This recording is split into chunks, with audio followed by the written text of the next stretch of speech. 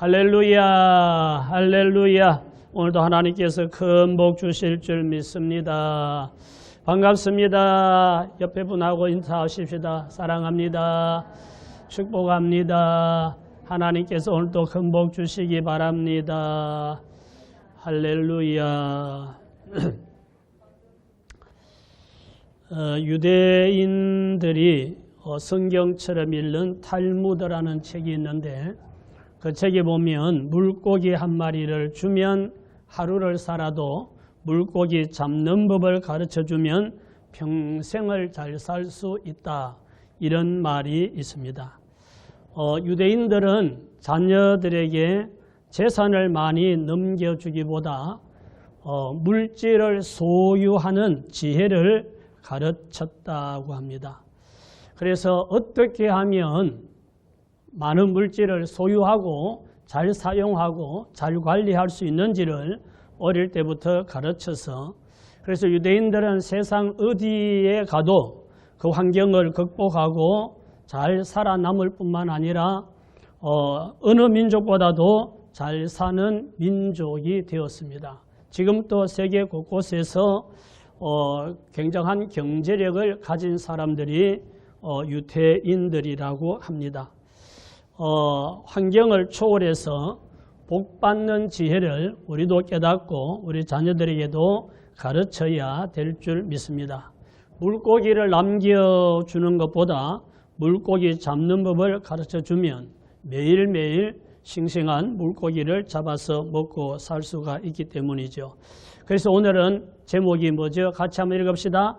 환경을 초월하여 복받는 비결 또는 환경을 초월하여 복받는 삶 이렇게 생각할 수 있는데요. 오늘 이 주제로 말씀 전할 때 큰 복받는 시간 되시기를 예수님 이름으로 축원합니다. 창세기 26장 3절에서 말씀을 같이 읽읍시다. 이 땅에 거루하면 내가 너와 함께 있어 내게 복을 주고 내가 이 모든 땅을 너와 내 자손에게 주리라. 내가 네 아버지 아브라함에게 맹세한 것을 이루어 내 자손을 하늘의 별과 같이 번성하게 하며 이 모든 땅을 내 자손에게 주리니 내 자손으로 말미암아 천하 만민이 복을 받으리라.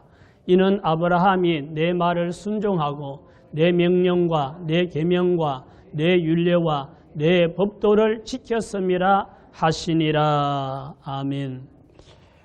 하나님께서 이삭에게 하시는 말씀이에요. 이 땅에 거류하면 내가 너와 함께해서 내게 복을 주고 이 모든 땅을 너와 내 자손에게 주겠다.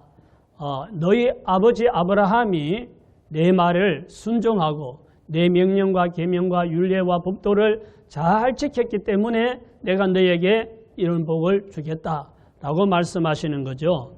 자, 우리가 환경을 초월하여 복받는 비결 첫 번째는 뭔가? 같이 읽읍시다.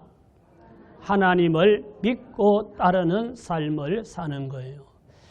어떤 환경이든 세상이 어떻게 돌아가든 그것을 초월해서 우리가 복된 삶을 사는 비결은 하나님을 믿고 따르는 삶을 사는 겁니다. 우리 아까 함께 읽었던 본문에 이삭은 온 세상이 흉년이 들었을 때 그랄이라는 지역도 흉년이 들어서 곡물이 다 말라 죽고 거둘 것이 없는 그런 황폐해진 곳인데 그곳에서 농사하여서 그 해에 몇 배나 얻었다고요? 10배? 20배?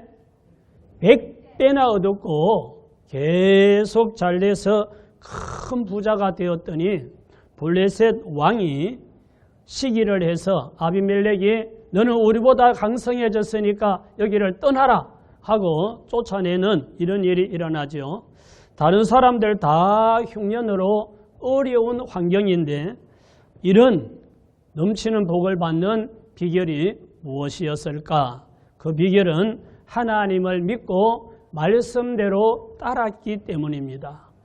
이삭은 그랄 땅이 좋아서 그곳에 산 것이 아니라 하나님이 이 땅에 거류하면 내가 너와 함께 있어 내가 내게 복을 주고 이 모든 땅을 너와 내 자손에게 주리라 하시는 이 말씀을 듣고 하나님 말씀대로 순종하고 그곳에서 농사를 지은 겁니다. 환경을 보지 말고 하나님께 뿌리를 내려야 환경을 초월하여서 복받는 은혜가 있는 줄 믿습니다. 원래 이삭은 애굽으로 갈 생각이었습니다. 자기들이 살던 가나안 땅에도 흉년 들고 근동이 다 기근이 들어서 먹고 살기가 어려운데 그래도 애굽에는 나일강이 흐르고 있어서 거기에는 곡물이 있다고 해서 그곳에 가려고 모든 가족들을 데리고 또 짐승떼와 또 노비들을 데리고 가다가 그날에 갔을 때 하나님께서 애굽으로 가지 말고 여기에 살아라. 여기에 거하면 내가 네게 복을 주겠다 하시는 그 말씀을 듣고 이삭은 하나님 말씀을 따른 거예요. 하나님을 믿고 따르는 삶이 시냇가에 심은 나무와 같은 복을 받게 됩니다. 자, 예레미야 17장 7절 말씀 보십시다. 그러나 물어 여호와를 의지하며 여호와를 의뢰하는 그 사람은 복을 받을 것이라. 그는 물가에 심어진 나무가 그 뿌리를 강변에 뻗치고 더위가 올지라도 두려워 아니하며 그 잎이 청청하며 가무는 해에도 걱정이 없고 결실이 그치지 아니함 같으리라. 뿌리를 강변에 뻗고 사는 나무는 가무는 때에도 가뭄 타지 않고 잎이 청청하고 결실이 그치지 않고 풍성하게 맺는 것처럼 하나님께 뿌리를 내리고 하나님 주시는 은혜로 살면 환경을 초월하여서 복받는 삶을 영혼도 복을 받고 육체도 복을 받고 자손도 복을 받고 물질적으로도 복을 받는 이런 삶을 살게 되는 줄 믿습니다. 시편 62편 1절 보십시다. 나의 영혼이 잠잠히 하나님만 바라며 나의 구원이 그에게서 나오는도다. 오직 그만이 나의 반석이요 나의 구원이시요 나의 요새시니 내가 크게 흔들리지 아니하리로다. 시편 기자는 하나님은 나의 반석이시요 나의 구원이시요 나의 요새이시므로 잠잠히 하나님만 바라보면 크게 흔들리지 않는다. 내가 흔들릴 일이 없다. 이런 고백을 합니다. 그래서 우리가 하나님을 바라보고 하나님께 뿌리를 내리고 하나님을 믿고 하나님 말씀을 따르는 삶을 살 필요가 있는 거죠. 사람을 바라보거나 주어진 환경을 바라보면 저 사람하고 나하고 비교도 되고 또 환경이나 형편을 바라보면 마음이 낙심도 되고 그러면서 흔들리게 되는 거죠. 믿음도 흔들릴 수 있고 인생도 흔들리고 모든 것이 흔들릴 수가 있습니다. 그래서 여러분은 어떤 경우에도 하나님만 바라보시기 바랍니다. 하나님만 바라보고 하나님께 뿌리를 내리고 하나님 믿고 따르는 삶을 살아야 환경을 초월해서 복을 받게 되는 줄 믿습니다. 이삭이 그랄에 갔을 때는 다 흉년이 들어서 다 살기가 어려운 때고 그리고 하나님이 그곳에서 살라고 하니까 남의 땅을 빌려서 농사를 짓는 그런 처지입니다. 그런데 하나님을 믿고 순종한 결과 역전되어서 블레셋 왕이 시기할 정도로 엄청난 복을 받았다 그럽니다. 창세기 26장 28절 말씀 보십시다. 그들이 이르되 여호와께서 너와 함께 계심을 우리가 분명히 보았으므로 우리의 사이 곧 우리와 너 사이에 맹세하여 너와 계약을 맺으리라 하였노라. 너는 우리를 해하지 말라. 이는 우리가 너를 범하지 아니하고 선한 일만 내게 행하여 네가 평안히 가게 하였음이니라. 이제 너는 여호와께 복을 받은 자니라. 이삭이 그 해에 100배나 복을 받고 막 짐승도 번성하고 잘되고 크게 되니까 아비멜렉 왕이 너는 우리보다 강성해졌으니까 여기를 떠나라 하고 쫓았죠. 그래서 이 이삭은 모든 가족들을 데리고 떠나서 다른 골짜기에 가서 장막을 치고 우물을 파는데 또 물이 솟아나고 거기에서 농사 지으면 농사가 잘 되고 짐승들이 번성하고 다 잘 되는 거예요. 그래서 이삭은 계속 복을 받고 크게 강성해지고 있으니까 아비멜렉이 사람들을 데리고 이삭을 찾아온 거예요. 찾아와서 하는 말이 여호와께서 너와 함께 계심을 우리가 분명히 보았으므로, 이건 아비멜렉이 하는 말이에요. 하나님을 믿지 않는 아비멜렉이 이삭을 보니까 하나님이 계시다는 걸 알겠다는 거죠. 하나님이 이삭에게 복을 준다는 것을 알았습니다. 그래서 우리가 하나님이 너와 함께 하심을 분명히 보았으므로 우리와 너 사이에 계약을 맺자. 서로 맹세하고 계약을 맺자. 우리도 너희를 해치지 않고 편안히 나가도록 했으니까 너희가 강성해져도 두려움이 생겼던 거죠. 블레셋 왕이 저 사람들이 저렇게 계속 번성하고 발전하면 우리를 삼키겠다, 이런 마음이 들어서 너희도 우리를 쳐들어오지 말고 우리도 너희를 쳐들어가지 않을 테니까 우리 계약을 맺자, 이렇게 합니다. 진심으로 하나님을 믿고 따르는 삶을 살면 불신자들이 보기에도 하나님이 저 사람과 함께 하시는 것 같아, 정말 저 집에 하나님이 복을 주시는 것 같아 할 정도로 하나님께서 은혜와 복을 주시는 줄 믿습니다.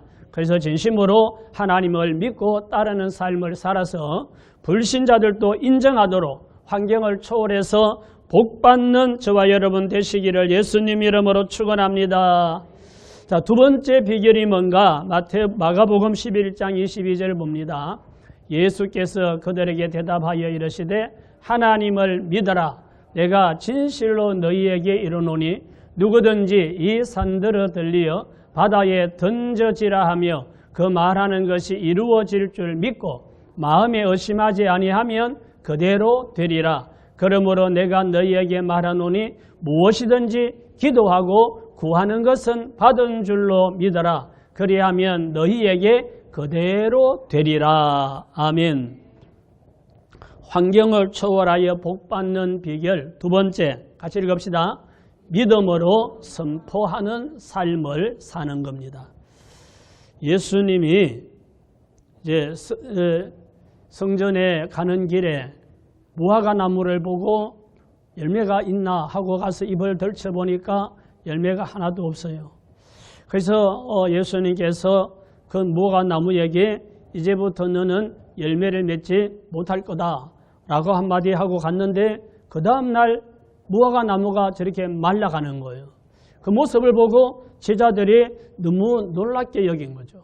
아니, 예수님이 너는 열매를 맺지 못할 거다 한마디 하고 지나갔는데 그 다음날 나무가 저렇게 말라버리는 걸 보고 너무 놀라워서 주님, 어제 말씀하셨던 저 무화과 나무가 저렇게 말랐나이다 라고 말하니까 예수님이 하시는 말씀이 하나님을 믿어라. 그러면서 하시는 말씀이 너희가 이 산들어 들리어 저리로 옮겨져라 말하고 네가 한 말이 이루어질 줄 믿고 마음에 의심하지 않으면 그대로 되리라. 이렇게 말씀하신 거예요. 그리고 24절에 또 무엇이든지 기도하고 구하는 것은 받은 줄로 믿어라. 그리하면 너희에게 그대로 되리라.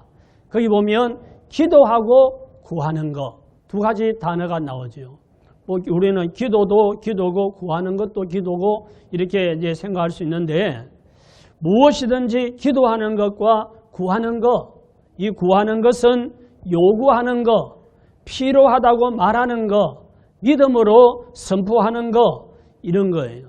그러니까 그냥 해주세요, 해주세요, 도와주세요, 기도하는 것뿐만 아니라 구하는 것, 필요하다고 말하는 것, 이렇게 되기를 바란다고 선포하는 것, 이런 구하는 것도 말하고 기도하고 믿으면 그대로 된다라고 말했습니다. 사람들은 환경을 보면 마음이 위축이 되죠. 마음이 위축이 되고 말도 부정적인 말을 하게 됩니다. 아우, 요즘 경기가 안 좋아서 장사도 안 되고 맨날 파리만 날리고 이러다가 문 닫겠어. 이제 환경을 보고 이런 걸 보면 그냥 말이, 부정적인 말이 나오게 되는 거죠. 그런데 환경을 보지 말고 쉽지 않지만 환경이 그런데 환경을 안 본다는 게 쉽지 않지만 환경을 보면 자꾸 위축이 되고 낙심이 되고 부정적인 말이 나오니까 환경을 보지 말고 하나님의 약속의 말씀을 믿고 믿음으로 선포하라는 겁니다. 그럴 때 문제의 산이 옮겨지는 이 산들어 들려 저리로 옮겨져라 그렇게 말하고 내 말한 것이 이루어질 줄 믿고 마음에 의심하지 않으면 그대로 되리라 했으니까 꼭 산이 무슨 산이 옮겨지라는 것이 아니라 우리가 살다 보면 우리의 삶 속에 울쑥불쑥 솟아나는 산들이 있는 거죠. 어려운 문제들 이런 것들이 있을 때 그것만 자꾸 보고 걱정 근심하면 낙심이 되고 부정적인 말만 자꾸 나오고 이렇게 되니까 그럴 때 하나님의 말씀을 믿고 믿음으로 선포하면 이 문제야 사라져라. 이 문제는 해결될지어다. 이 문제는 잘 될 줄로 믿습니다. 믿음으로 선포하고 그렇게 기도하면 어느 날 그 문제의 산이 옮겨지고 없어져 버리는 이런 역사가 일어난다는 사실을 기억하시기 바랍니다. 히브리서 11장 3절입니다. 믿음으로 모든 세계가 하나님의 말씀으로 지어진 줄을 우리가 아나니 보이는 것은 나타난 것으로 말미암아 된 것이 아니니라. 아멘. 하나님은 천지 만물을 뭘로 창조했어요? 말씀으로. 하나님이 하신 말이니까 말씀이라고 우리는 존칭어를 쓰지만 뭐예요? 말로. 하나님이 말로 만물을 창조하셨습니다. 빛이 있어라. 하나님이 말하니까 빛이 생겼습니다. 말이 능력입니다. 말이 에너지입니다. 하나님은 아브라함에게 믿음으로 선포하는 법을 가르쳐 주셨어요. 자, 한번 창세기 17장 5절 보십시다. 이제 후로는 내 이름을 아브라함이라 하지 아니하고 아브라함이라 하리니 이는 내가 너를 여러 민족의 아버지가 되게 하려 함이니라. 자, 헷갈리지만 처음에 이름은 뭐라고요? 아브람이고 그 다음에 하나님이 고쳐준 이름은 아브라함. 발음이 비슷해서 헷갈리는데 하나님께서 아브라함이라고 이름을 고쳐주었어요. 자, 그리고 15절에 가보면 같이 봅니다. 하나님이 또 아브라함에게 이르시되 내 아내 사레는 이름을 사레라 하지 말고 사라라 하라. 내가 그에게 복을 주어 그가 내게 아들을 낳아주게 하며 내가 그에게 복을 주어 그를 여러 민족의 어머니가 되게 하리니 민족의 여러 왕이 그에게서 나리라. 아멘. 이게 놀라운 일입니다. 원래 아브람과 사레라는 이름을 가지고 두 사람이 결혼을 했는데 세월이 지나도 임신이 안 되는 거죠. 그래서 자식이 없어요. 자식이 없이 부모 일찍 죽은 조카를 데려다가 그냥 키우고 두 사람이 늙어가고 있는데 어느 날 하나님이 오셔서 하나님께서 내가 너에게 아들을 주고 내 자손이 번성하게 하겠다 하시면서 이름을 바꾸어 주는 거예요. 하나님께서 이제는 아브라함이라고 하지 말고 아브라함이라고 하고 또 내 아내 사레도 사레라고 하지 말고 사라라고 하라 이럽니다. 그러면 아브라함이라는 이름의 뜻은 여러 민족의 아버지라는 뜻이에요. 사라라는 이름도 여러 민족의 어머니라는 뜻입니다. 그러니까 이름을 바꿨으니까 뭐 우리는 누구 엄마, 누구 아빠 뭐 이렇게 부르지만 보통 외국 사람들은 그 사람 이름을 부르잖아요. 아내도 이름 부르고 남편도 이름을 부르고 이름을 부르는데 이제 하나님이 이름을 바꿔주었으니까 아내는 남편에게 아브라함이라고 안 하고 아브라함이라고 부르고 아브라함 또 아내에게 사레라고 안 하고 사라라고 부를 거 아니에요. 그러면 그 말의 뜻은 당신은 여러 민족의 아버지입니다. 당신은 여러 민족의 어머니입니다. 이러고 부르는 거예요. 그런 서로 호칭을 그렇게 부르면서 그 의미를 생각하고 지금은 아무것도 없지만 앞으로 하나님이 이 이름 지어준 것처럼 당신은 여러 민족의 아버지가 되고 나는 여러 민족의 어머니가 된다. 이런 마음을 갖게 되는 거죠. 그래서 그 이름을 계속해서 여러 민족의 아버지, 여러 민족의 어머니라고 부르면서 여러 민족의 아버지가 되고 여러 민족의 어머니가 될 마음의 준비가 되고 그러는 가운데 몸이 회복이 되고 회생이 되어져서 마침내 아들 이삭이 태어나죠. 아들 이삭이 태어나고 자손이 번성해서 큰 민족을 이루게 되었습니다. 할렐루야. 남의 집 일이라도 너무 복된 일이잖아요. 잘못하는 것을 지적하고 잔소리하지 말고 잘할 수 있다고, 잘 될 거라고, 세계적인 아들이 되고 세계적인 딸이 되고 세계적인 손주가 된다고 그렇게 믿음으로 선포하시기 바랍니다. 잘 되기를 바라고 원하고 그러면 내가 원하는 거, 바라는 거, 희망하는 것을 믿음으로 말하는 거예요. 믿음으로 선포하는 겁니다. 기도할 때도 잘 되게 하시니 감사합니다. 큰 복을 주시니 감사합니다. 좋은 며느리 보게 하시니 감사합니다. 하나님 앞에 내가 희망하고 바라는 것을 자꾸 믿음으로 말하는 거예요. 안 되는 걸 보고 자꾸 잔소리하고 바가지 긁고 이렇게 부정적인 얘기를 하면 누가 좋아하는가? 사탄만 좋아하는 거예요. 그래서 자꾸 그래라 맞장구 치고 이래서 모든 상황이 더 나빠집니다. 하나님 앞에 항상 감사할 걸 찾아서 건강을 회복시켜 주시니 감사합니다. 오늘 또 주님 앞에 예배하러 올 수 있도록 건강을 주셔서 감사하고 생명을 지켜주셔서 감사하고 은혜를 주셔서 감사합니다. 점점 좋아지고 있다. 점점 잘 되고 있다. 크게 잘 될 것이다.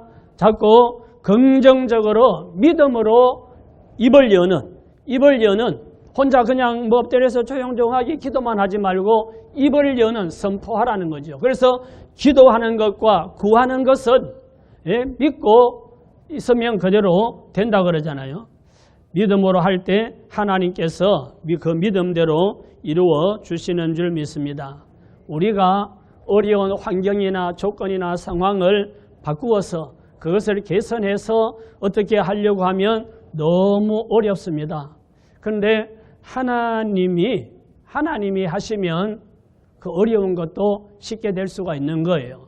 그래서 우리는 단순하게 하나님 말씀을 믿고 하나님께 기도하고 선포하면 하나님이 하시는 일을 우리는 체험할 수가 있습니다. 아까 우리 말씀 보았듯이 하나님을 믿어라. 내가 진실로 너희에게 이르노니 누구든지 이 산들을 들리어 바다에 던져지라 하며 그 말하는 것이 이루어질 줄 믿고 마음에 의심하지 않으면 그대로 되리라.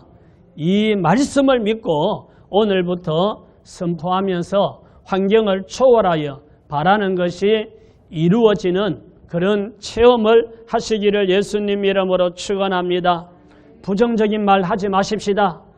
부정적인 말 하지 말고 이제는 부정적인 말은 속으로 다 사겨버리고 입으로 나올 때는 항상 긍정적인 말, 믿음의 말, 축복의 말, 희망적인 말, 소망적인 말 이런 말을 하시기 바랍니다. 그게 구하는 거예요. 자, 누가복음 18장 6절입니다. 주께서 또 이르시되 불의한 재판장이 말한 것을 들으라. 하물며 하나님께서 그 밤낮 부르짖는 택하신 자들의 원한을 풀어주지 아니하시겠느냐? 그들에게 오래 참으시겠느냐? 환경을 초월하여 복받는 비결 세 번째 뭘까요? 같이 읽읍시다.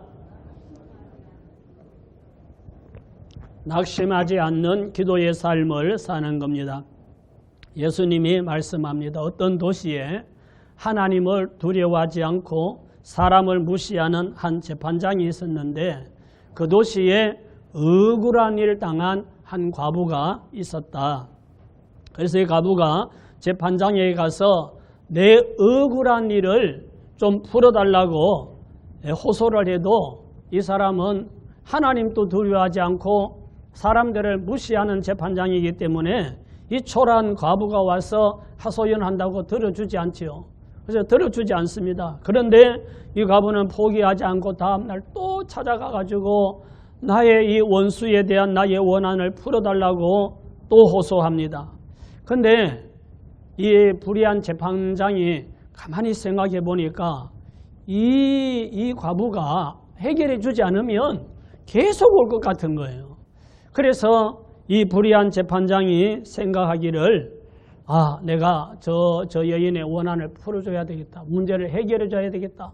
안 그러면 늘 와서 나를 귀찮게 하겠다 해서 해결해 줬다는 거예요. 그래서 여인은 원한을 해결하고 돌아갔다는 이야기를 하면서 예수님이 불의한 재판장의 이야기를 들어라.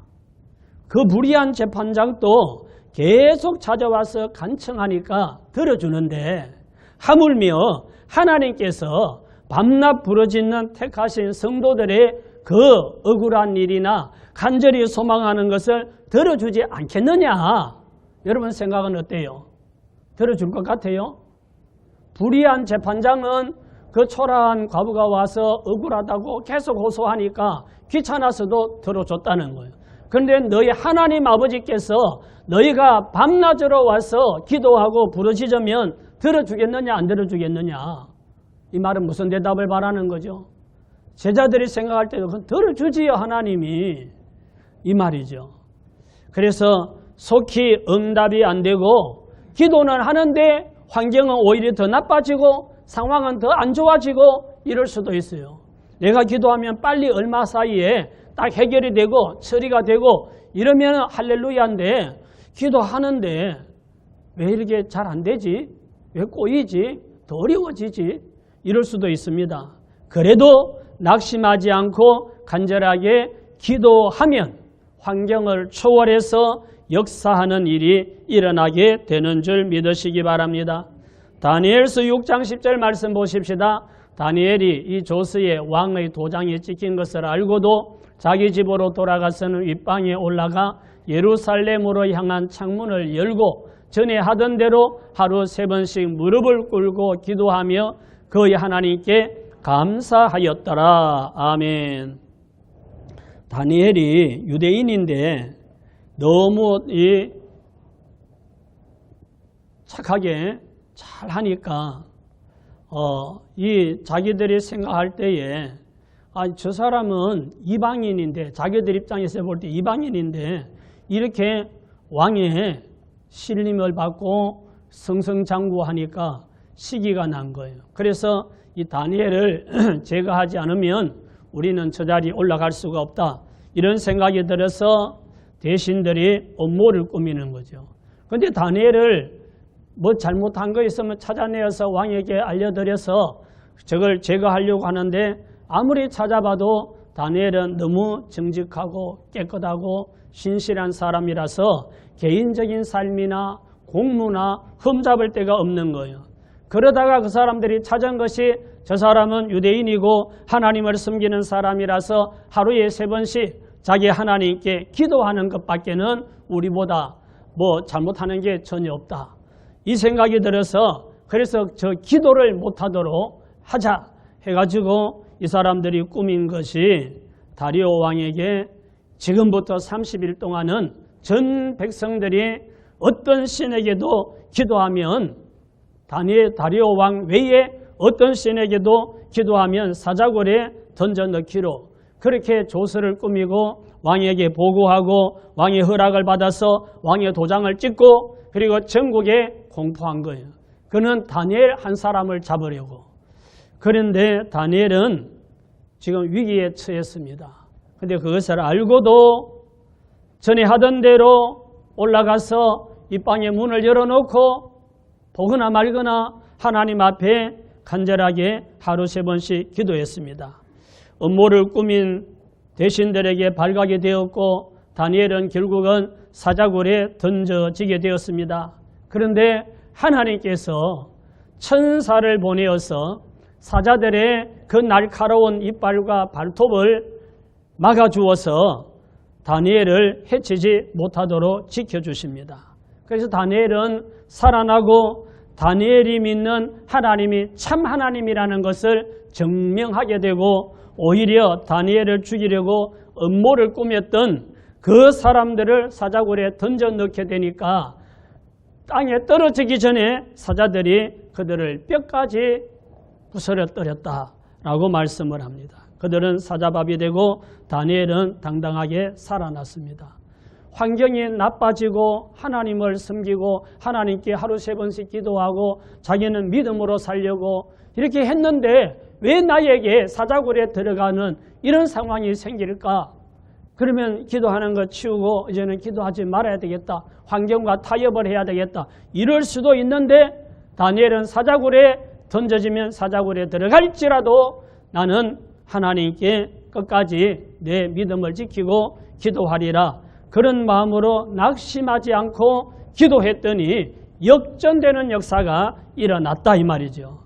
어떤 상황에서도 낙심하지 않고 기도하면 상황을 초월해서 복받는 역사가 일어나게 될 줄 믿습니다. 마가복음 10장 46절 말씀도 한번 보십시다.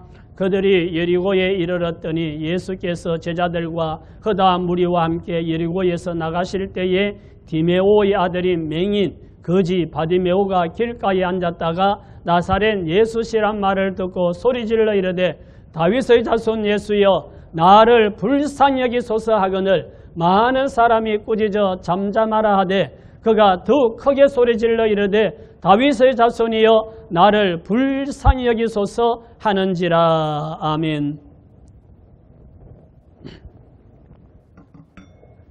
맹인이자 거지인 이 바디메오는 구걸하기 위해서 사람들이 많이 다니는 길거리에 나가서 앉아 있습니다. 그러다 사람들이 웅성웅성 하는 말을 들으니까 나사렛 예수께서 지금 여기를 지나간다 이 말을 하는 거예요. 그 말을 들은 이 바디메오가 예수님이 지나가는 것을 느끼고 그리고 소리 지릅니다. 다윗의 자손 예수여 나를 불쌍히 여기소서. 다윗의 자손 예수여 나를 불쌍히 여기소서. 소리를 지르니까 사람들이 이 거지가 시끄럽다고 조용하라고 꾸짖잖아요.